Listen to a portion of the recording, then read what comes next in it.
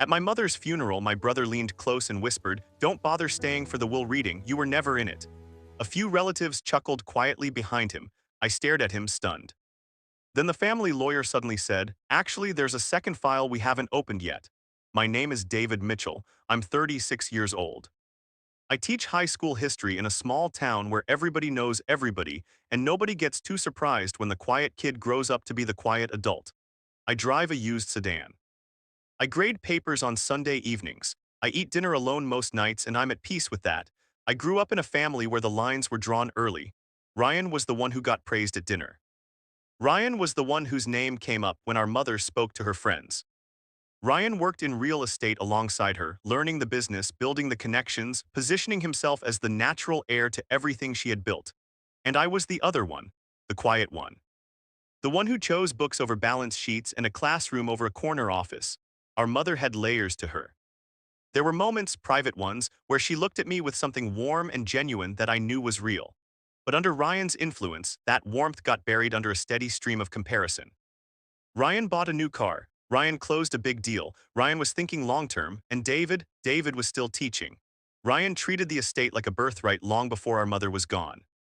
He talked about her assets the way some people talk about the weather, casually, constantly, like it was already decided. When she passed, I came to the funeral not thinking about money. I came for closure. I came to say goodbye to a complicated woman I had loved in the complicated way you love someone who didn't always know how to love you back. I wasn't rich or glamorous, but I had something they didn't expect.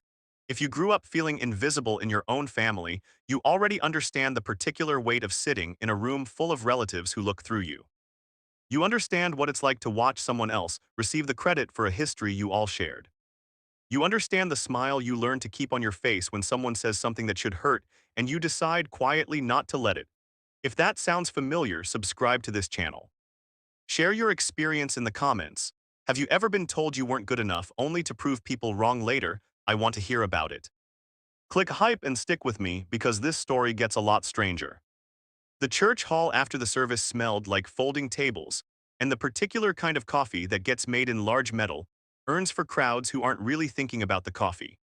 Relatives clustered in small groups, talking in the low, considerate tones people use at funerals, the ones that sometimes slip into something less considerate once the sandwiches come out. Ryan was already working the rooms. I watched him move from group to group with his jacket open and his handshake ready, the way he's always moved through social situations, like a man checking items off a list. He was not grieving visibly, he was operating. Mom made sure everything stayed with the responsible one, I heard him say to our uncle near the window. The uncle nodded, and Ryan patted his arm and moved on to the next conversation. An older cousin found me near the coat rack and said, quietly and carefully, like she was being kind, "Ryan said you were never really involved in the family finances." She looked at me with a mixture of sympathy and gentle warning. "He said it might be uncomfortable for you tomorrow." I thanked her and said I'd be fine. Ryan found me before I reached the door to leave. He stepped close enough that nobody nearby could hear clearly, and he said, "Save yourself the embarrassment tomorrow, David. There's no reason to sit through something that doesn't involve you." I looked at him. He looked completely at ease. He believed every word he was saying. "I'll be there," I said. He shrugged like it was my problem to carry and walked away. The will reading the next morning was held at Mr. Caldwell's office on the second floor of a building downtown. Wood-paneled walls. The faint smell of old paper and carpet that had been cleaned many times without ever quite coming clean. Relatives sat in folding chairs arranged in two quiet rows. Ryan sat beside Caldwell at the table like a business partner at a meeting he had already won. The first document was read. Ryan was listed as executor, primary beneficiary. Control of the estate, the investment accounts, the property holdings. The room received this information with the muted satisfaction of people whose expectations had been confirmed. Ryan caught my eye across the table. He didn't say anything. He didn't need to. The expression was enough. Caldwell straightened the papers. He was about to close the folder when he paused. He held up one hand, a small gesture, patient and precise. "Before we finished," he said, "your mother left instructions regarding a sealed file. She asked that it be opened at this reading in the presence of the family." Nobody moved. The room held its breath. Ryan's expression didn't shift immediately, but I watched something move through his eyes before he controlled it. In the days that followed the will reading pause, the family gathered in the way families do when something unresolved is hanging over them. Dinners were arranged. Conversations circled. Ryan continued to operate. I had known for years that Ryan was good at shaping a story.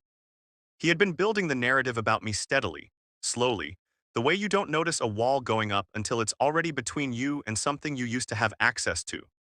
Our uncle mentioned, over coffee the morning after the funeral, that Ryan had told several relatives I borrowed money from our mother multiple times and never paid it back.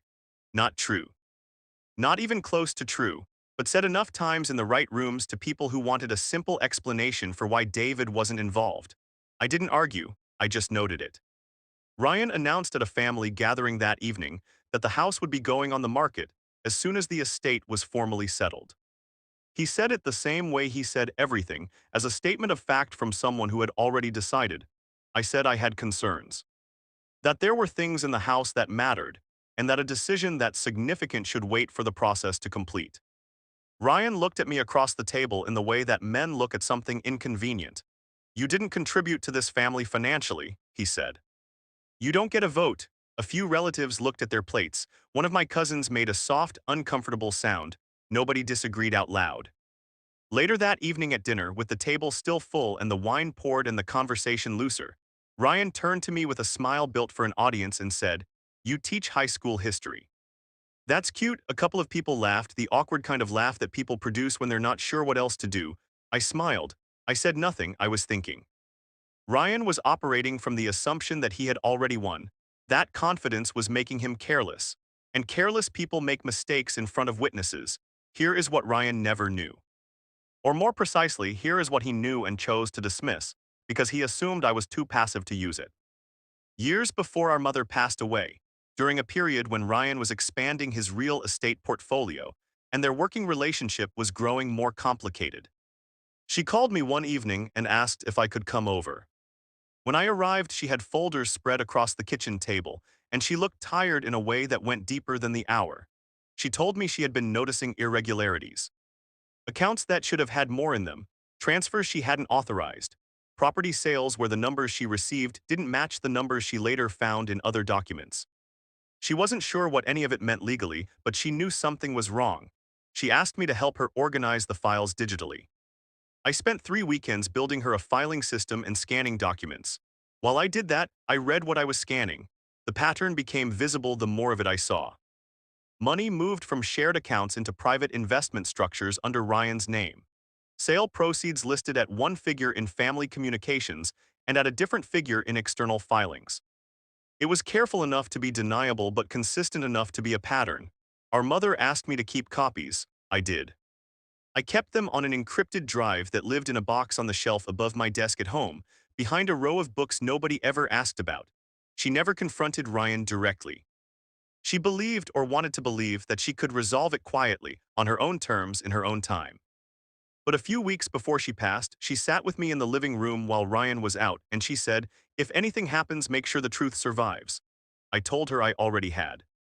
The sealed file the lawyer mentioned had not surprised me. I had a feeling she'd left something. I just didn't know exactly what shape it would take. Mr. Caldwell had worked with our family for 32 years. He had prepared their first property contracts, managed trust documents, handled disputes that never made it to court. He was in his early 70s, careful and unhurried, with a way of speaking that made you feel like the room had gotten quieter. After the will reading pause, he asked me to stay when the others left. His assistant closed the door. Caldwell sat across from me with his hands flat on the desk.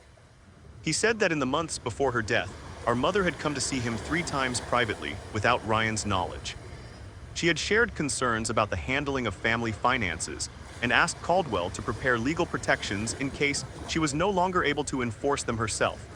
He also said she had mentioned me. That she had told him I had been keeping records. He asked if that was true. I told him it was. I told him where they were. He nodded slowly, like someone confirming something he had already suspected. "She trusted you with that for a reason," he said. Meanwhile, Ryan was moving fast. He had already contacted a real estate agent about the property. He told one relative that David would probably leave town once things settled, since there was nothing keeping him there. He spoke about the estate in completed tenses, as though the legal process was a formality trailing behind a decision already made. Caldwell warned me in his calm, measured way. Your brother believes this is finished. That belief is going to lead him directly into the biggest mistake of his life.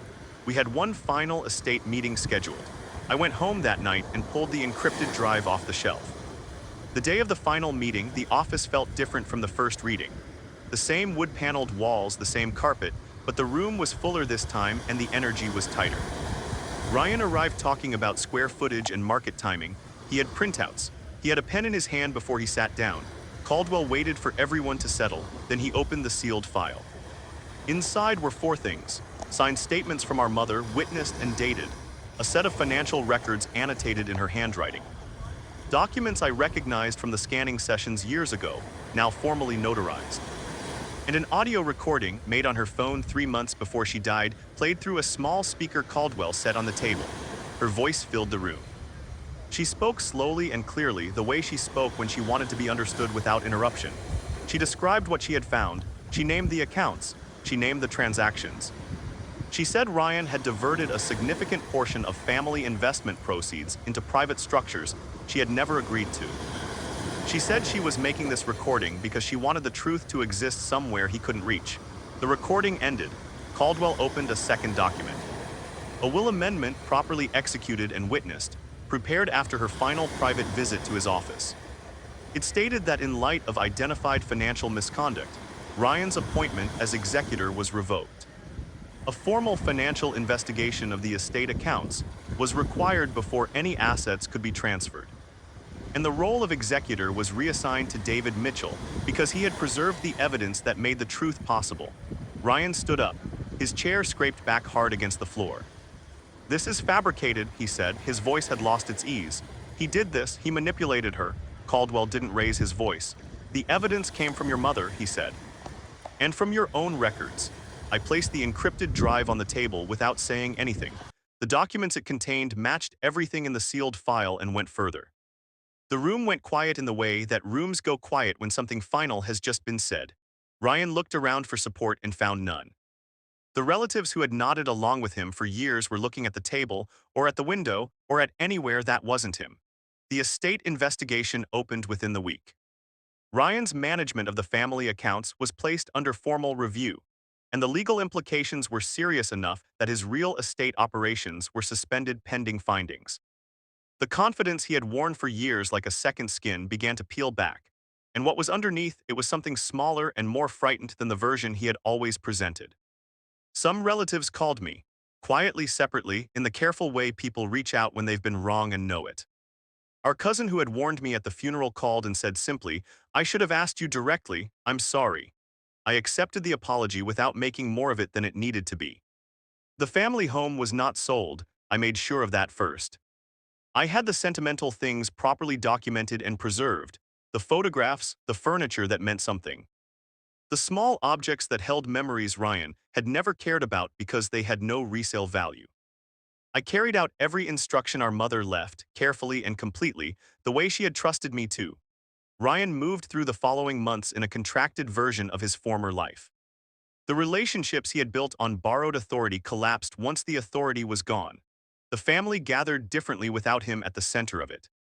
I didn't want any of this to be what it was.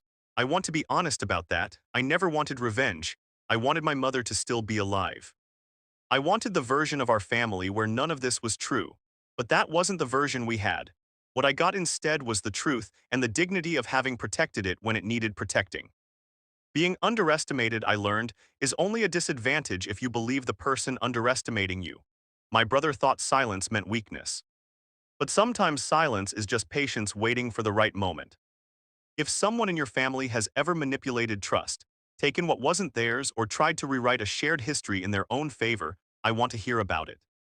These things happen in families more than people admit, and the people they happen to often carry it alone for years. You don't have to carry it alone. Share your story in the comments. Tell me about the moment someone tried to take something that rightfully belonged to you and what happened after. Standing up for truth takes time, but it's always worth it. Subscribe to this community. We talk about real things here. Click hype to help this story reach others who need it. Your story has power. If you felt a connection to mine, please subscribe and share your journey in the comments. Every hype you give this video helps someone else find the courage to face their own truth. Thank you for being part of this community, and thank you for listening.